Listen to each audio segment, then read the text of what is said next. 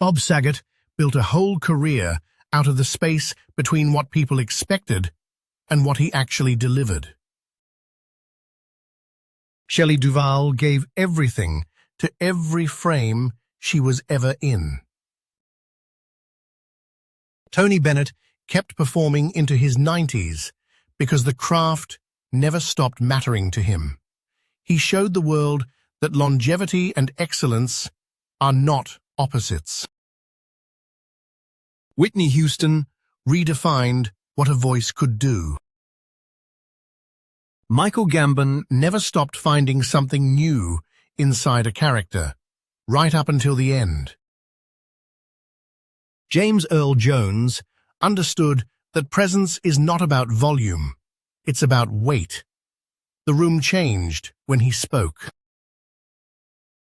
There is a shot in Unforgiven. William Money riding out of the rain, face half shadow, where you stop thinking about the movie and start thinking about the man who made it. Not the character, the director. Because everything in that frame, the silence before the violence, the weight of the horse, the way the camera holds and refuses to cut, is a decision made by someone who has spent 5 decades learning exactly when to do nothing. That's Clint Eastwood's craft at its most mature. Not the squint, not the poncho, the patience.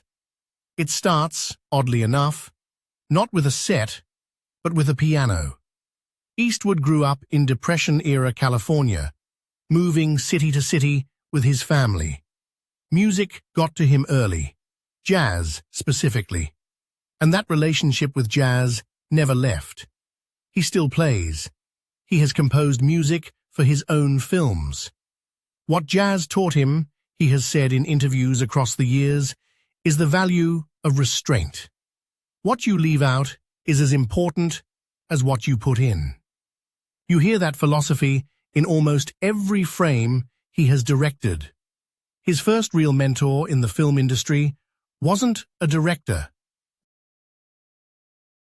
It was a contract at Universal in the early 1950 seconds, and the most useful thing he got out of it wasn't a role. He was largely unused, put in bit parts, told his Adam's apple was too big and his teeth weren't right. What he got was access. He watched cinematographers, he studied editors, he absorbed the mechanics of production from the floor up. While other young actors were focused entirely on performance, Eastwood was watching everything else.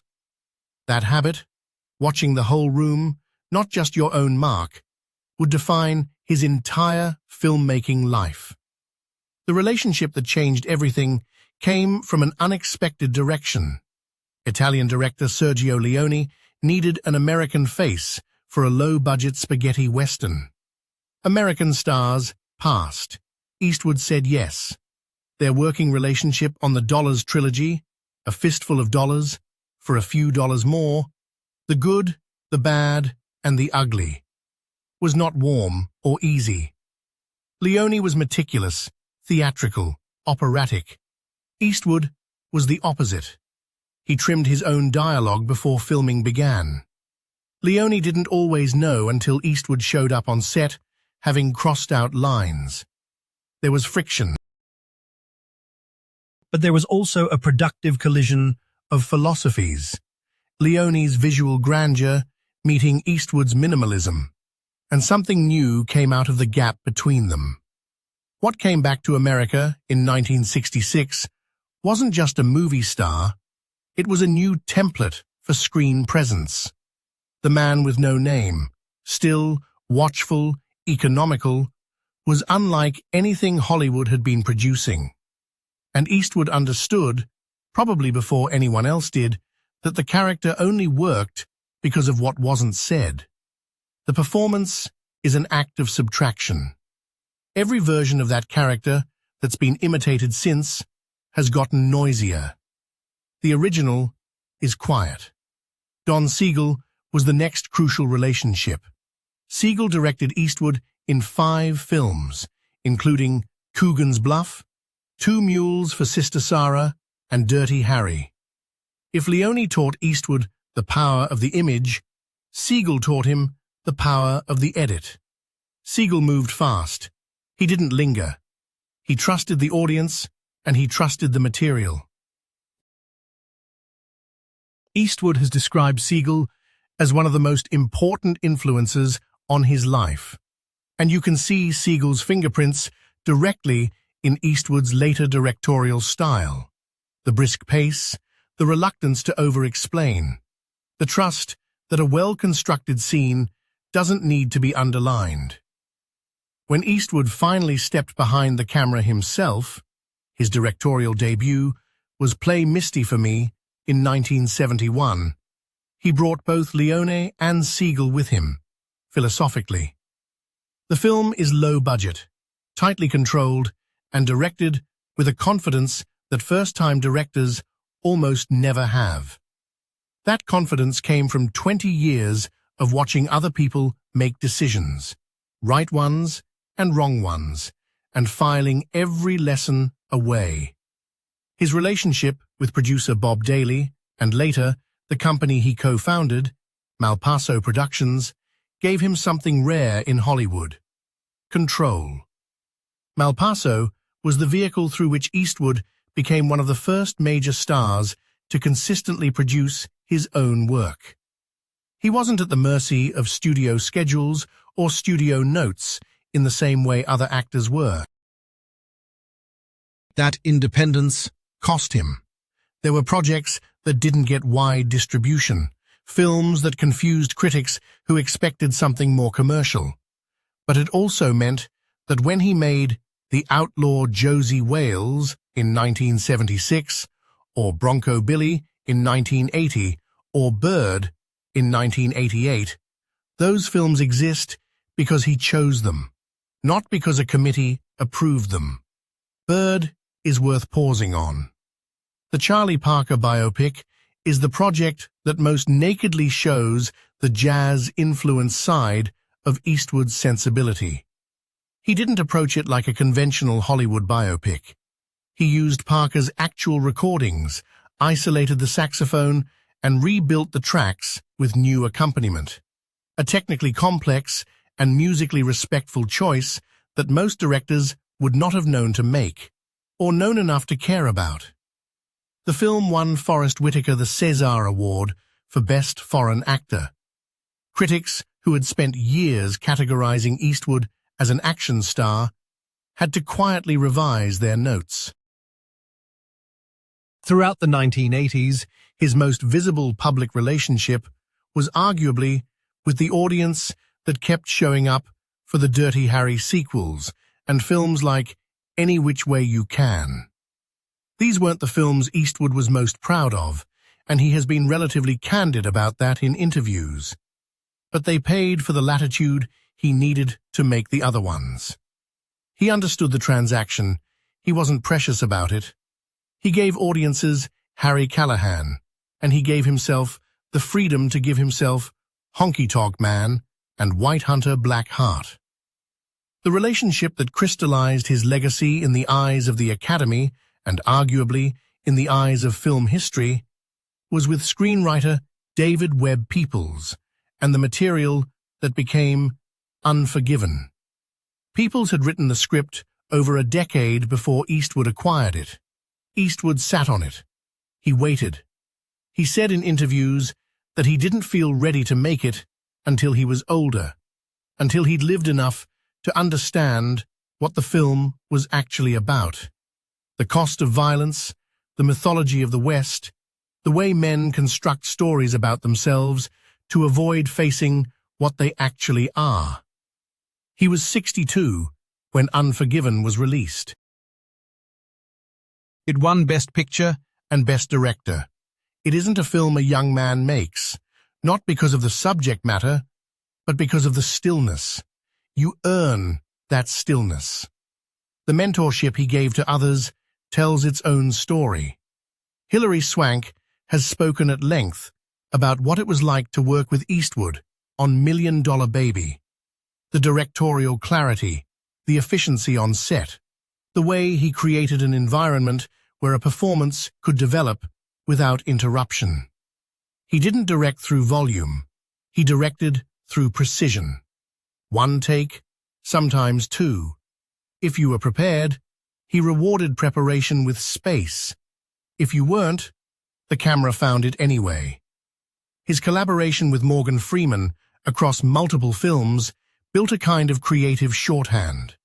Freeman has described Eastwood as someone who respects actors enough not to waste their time. That's a professional language, respecting time. But it communicates something deeper about what Eastwood values: readiness, economy, and mutual trust. Their work together in $1 Million Baby carries a weight that comes partly from two craftsmen who had nothing left to prove to each other. There's a version of Eastwood's story that treats Gran Torino as his farewell to acting. He has declined to confirm that reading, and the film itself is too controlled and too aware of its own mythologizing to be accidental. Walt Kowalski is a figure who has outlived the world he understood, and the relationship at the center of the film between Kowalski and the Hmong teenager next door is one of Eastwood's most carefully constructed character dynamics. It is, among other things, a film about what an older man passes on and what he cannot take back. The critical relationship that doesn't get discussed enough is the one Eastwood has had with failure and revision. Not every film worked. The Beguiled, in 1971, was a commercial disappointment. Bronco Billy was misread. Honky Tonk Man was too quiet for the audience that showed up expecting action. Even the star of his commercial years had films that landed hard. He didn't stop. He recalibrated. He read the audience's response, stored the data, and moved. That pattern, make, absorb, adjust, make again, is the pattern of a craftsman, not a celebrity. He has continued directing well into his 90s. Richard Jewell in 2019 and Cry Macho in 2021 were not his most commercially dominant films, but they were made by someone who still had something to say about men, truth, loyalty, and the gap between the story the public tells and the one that actually happened. Those are consistent preoccupations across a 60-year body of work.